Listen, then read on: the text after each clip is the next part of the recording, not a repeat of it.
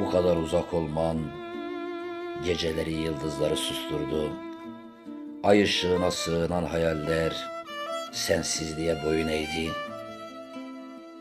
Gözlerin bir masal kadar uzak, ellerin dokunulmaz bir hayal ve ben zamanın titreyen gölgesinde sessizce adını fısıldıyorum.